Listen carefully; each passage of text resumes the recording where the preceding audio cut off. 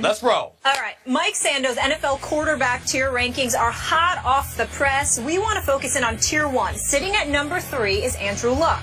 Now, mixed reviews on this ranking. The supporters, listen to this, are comparing him to some of the greatest athletes of all time. One anonymous GM said, you want to talk about a guy who makes the team. He is Michael Jordan. Their defense sucks. Every game he has to outscore everybody. He's the epitome of a 1. If I was to draft tomorrow any player in the NFL, it would be Andrew Luck 1, Aaron Rodgers 2. Now, the voters who placed Luck in the second tier said he needs to protect the football better, has underwhelming postseason success, and is playing in a weak division. Stephen A., where do you rank Andrew Luck? Well, listen, I'm not going to put him above Brady, obviously.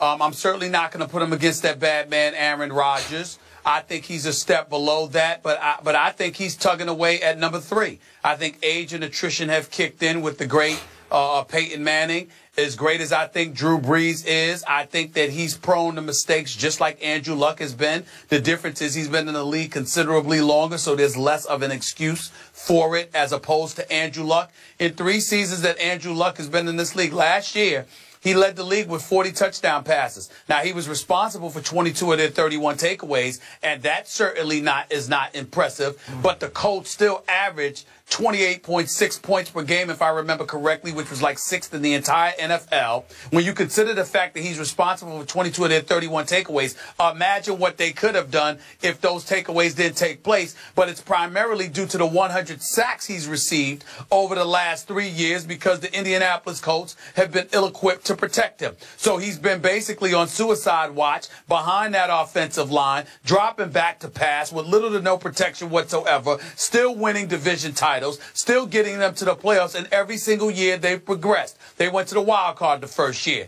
They won a divisional playoff game the next year. They went to the AFC Championship game last year. And these are his first 3 years in the league. So I look at it, all of that I look at. I look at his body of work, but I also look at his physicality, those tree trunks for legs that he has, the durability that he's been able to exude, and I combine that particularly with the offense that he's going to have in place now. The addition of Frank Gore, the addition of Andre Johnson, joining a T.Y. Hilton, joining a Kobe Fleener, Dwayne Allen, and those boys. I like what I'm seeing. I think the sky's the limit for him. And you know from day one, Skip, I've always been more about Andrew Luck than I have been about RG3.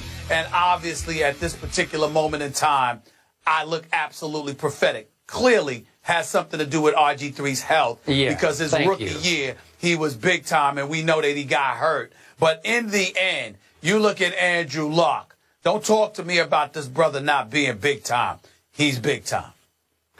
So was RG3 as a rookie. And we're going to get to that in just a moment here. But just for the record, RG3, the guy I liked going into that draft, outplayed Andrew Luck when they were both rookies. Now, back to your issue here. You and I have gone back and forth about this for about 3 years. I have never said Andrew Luck would be a bust. I've only said that I resent, that I am skeptical of the premature coronation of Andrew Luck. It seems like everybody has whisked him into a first ballot Hall of Fame status before he has proven it on the football field when it matters most in the postseason. And I appreciated the fact, I was shocked by the fact that 5 of the NFL people interviewed by Mike Sando for these rankings, not 2 or 3, 5 said, hold the phone, stop the presses. Andrew Luck is not a top-tier quarterback, not yet. They call him a 1. He's not a 1 just yet. 5 people interviewed by Sando said he's a 2. And a quick quote from one of them, it's almost like we're giving him the benefit of the doubt already. That's what I keep trying to tell you. I just need him to back it up. I don't doubt that he can, but let me finish. Let me finish. He is now 3-3, is Andrew Luck. 3-3 in the postseason. And the last playoff game we saw him play, obviously in Foxborough, most of the attention focused on the Deflategate team, the home team, the Patriots, who obviously went on to win the Super Bowl. It was a complete wipeout for Andrew Luck's team. And Andrew Luck wiped out in that game. He went 12 for 33 for 126 yards and 0 touchdowns for a QBR, Stephen A. Smith, on the scale of 1 to 100 of 29. Just a week earlier, in the same stadium, Joe Flacco, who I sometimes call Joe Fluco on this show, went crazy on that same Patriot defense. Flacco, same field, playoff game, high stakes, week before. Flacco goes 28 of 45, 4 touchdowns, and a QBR of 84. 84 to 29 for Andrew Luck. Now, is this the end of the world for Andrew Luck? No. But you've got to show me a little more than this in the postseason, where his total QBR is only 65. It's a little better than average, but it's not great. I'm sorry, I haven't seen enough yet. And I'm going to let you talk for a second because I got a lot more ammo here. No, well, it's not so much talking. I needed to ask you a question in all seriousness.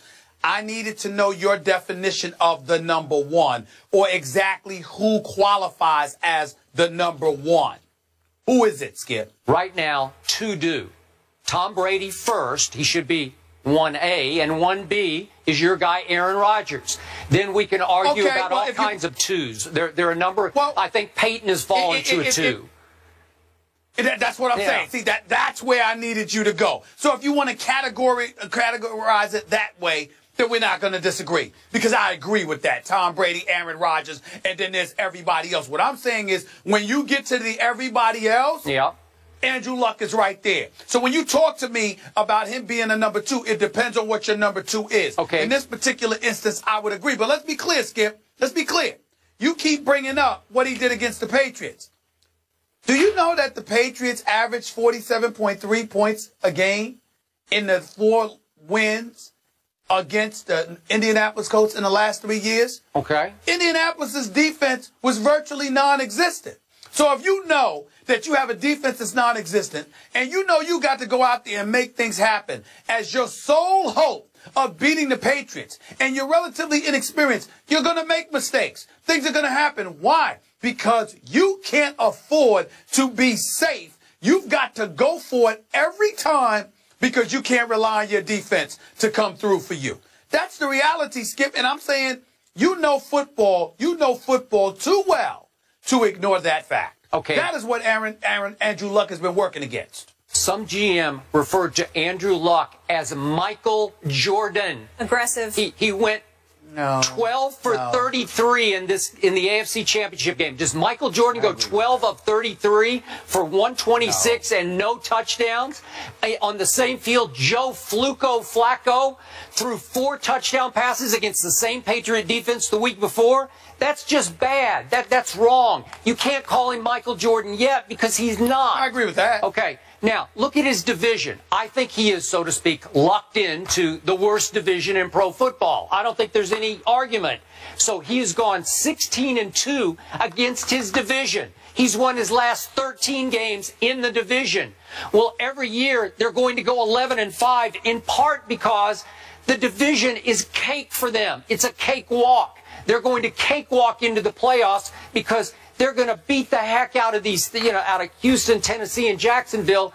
It's set up for him to at least get to the playoffs. So when your biggest claim to fame was that Kansas City comeback game in which you threw 3 interceptions that threw your team into a 41-24 hole before the Chiefs got annihilated with injuries. They lost Jamal Charles, they lost Justin Houston, they lost Tom Ali, and all of a sudden they just didn't have enough star players left, and Andrew Luck led a remarkable fourth quarter comeback, and they won the game 45-44. Is that all you got? But you threw 3 interceptions in that game. Well, no, that's not all I got. That's not all I got. What I also have, Skip Bayless, is something that is completely different from you. You keep talking about that's his claim to fame. My claim to fame for Andrew Luck is his youth.